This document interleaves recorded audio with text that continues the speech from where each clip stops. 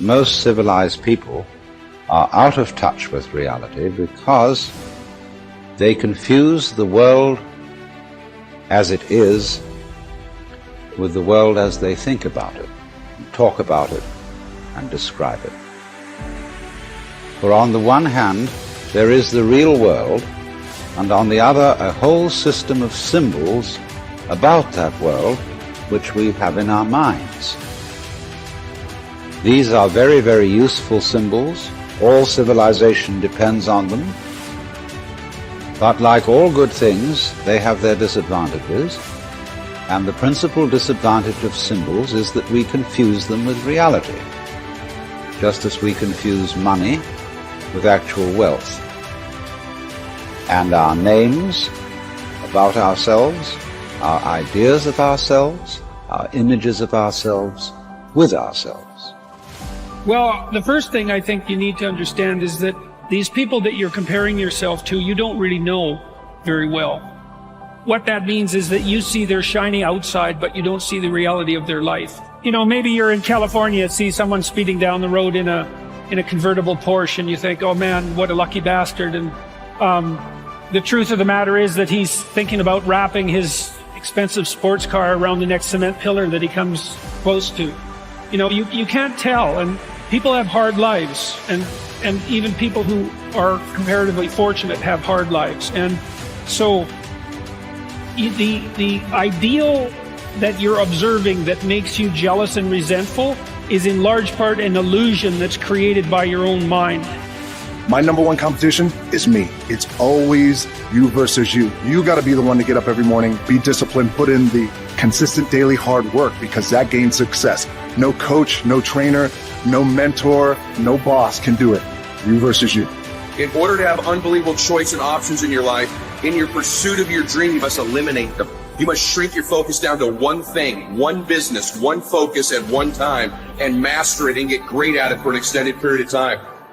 The irony of life is that the more you shrink your options in pursuit of your dream, the more it'll open them up in your life later. What are the things that are stealing your focus? Who are the people that are stealing your focus? And begin to eliminate these distractions. Get laser focused and obsessed on what you want. Be starving and hungry to get it. Be desperate to get it. The combination of desperation and hunger with laser focus over an extended period of time is the formula to be great at something. You should be grinding and you looking at the score. The score is what it is. The score ain't about to change because you looked at it. Keep playing the game. Keep grinding. Keep working. And that other stuff will take care of itself. And let me tell you something. I don't know if I'm number one or not, and I won't know. I won't go look at that list. Why? Because I'm too busy grinding. And some of you should be busy practicing, and you're staring at yourself in the mirror. And many of you cannot get to your level of success. You cannot get to dominance because you are worried about everything that's coming in your ear, guys. You gotta learn to kill the noise. Who cares what they say? Dominance. Who cares what they think? Dominance. Listen to me, nothing succeeds like success. You want to kill your haters? You want to shut them down? You want to kill the noise? Nothing succeeds like success. And I'm telling you, if you can learn to kill the noise and dominate your space, your lane, stay in your lane. I dare you to stand up for yourself. I dare you to dominate your space, your world, and to leave a legacy.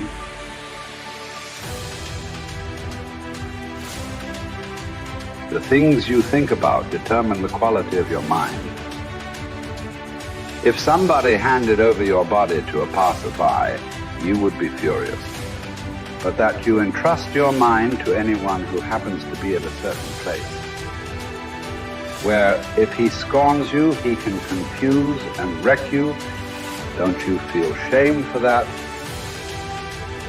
What really frightens and dismays us is not external events themselves, but the way in which we think about them.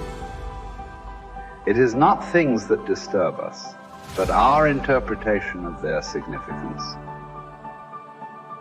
Remember, it is not enough to be hit or insulted to be harmed. You must believe that you are being harmed. If someone succeeds in provoking you, realize that your mind is complicit in the provocation. which is why it is essential that we not respond impulsively to impressions. Take a moment before reacting, and you will find it easier to maintain control. You need to avoid certain things in your train of thought.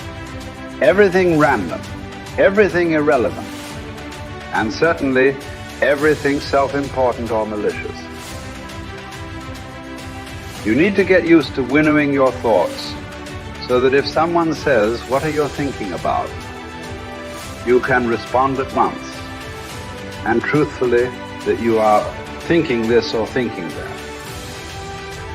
When you decide that something must be done, then do it without ever being shy that you're seen doing it, even if many people will think differently about it.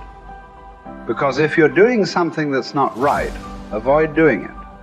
But if it is right, why would you be anxious of those that reproach you wrongly? If you want to make progress, put up with being perceived as ignorant or naive in worldly matters. Don't aspire to a reputation for sagacity. If you do impress others as somebody, don't altogether believe it. You have to realize it isn't easy to keep your will in agreement with nature, as well as external. Caring about the one inevitably means you're going to shortchange the other. If you are distressed by anything external, the pain is not due to the thing itself, but to your estimate of it. And this you have the power to revoke at any moment. Remember to act always as if you were at a symposium. When the food or drink comes around, reach out and take some politely. If it passes you by, don't try pulling it back, and if it has not reached you yet, don't let your desire run ahead of you. Be patient until your turn comes. Adopt a similar attitude with regard to children, wife, wealth and status, and in time you will be entitled to dine with the gods. Go further and decline these goods even when they are on offer, and you will have a share in the gods' power as well as their company. That is how Diogenes, Heraclitus, and philosophers like them came to be called and considered divine. Never let the future disturb you. You will meet it, if you have to, with the same weapons of reason which today arm you against the present. Limiting one's desires actually helps to cure one of fear. Cease to hope, and you will cease to fear. Widely different as fear and hope are, the two of them march in unison like a prisoner and the escort he is handcuffed to. Fear keeps pace with hope. Both belong to a mind in suspense, to a mind in a state of anxiety through looking into the future. Both are mainly due to projecting our thoughts far ahead of us instead of adapting ourselves to the present.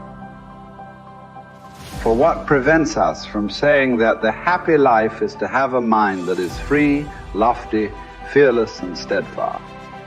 A mind that is placed beyond the reach of fear, beyond the reach of desire, that counts virtue the only good, baseness the only evil, and all else but a worthless mass of things which come and go without increasing or diminishing the highest good, and neither subtract any part from the happy life nor add any part to it.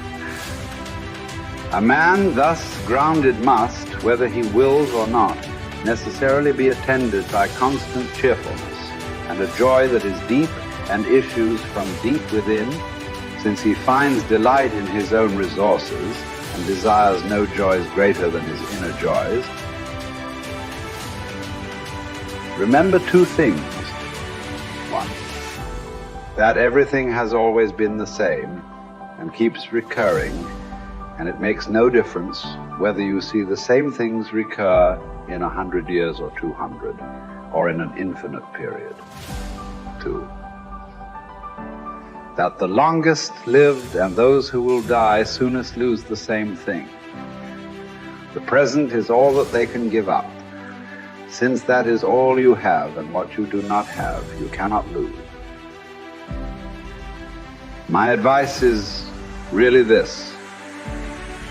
What we hear the philosophers saying and what we find in their writings should be applied in our pursuit of the happy life. We should hunt out the helpful pieces of teaching and the spirited and noble-minded sayings which are capable of immediate practical application, not far-fetched or archaic expressions or extravagant metaphors and figures of speech, and learn them so well that words become works.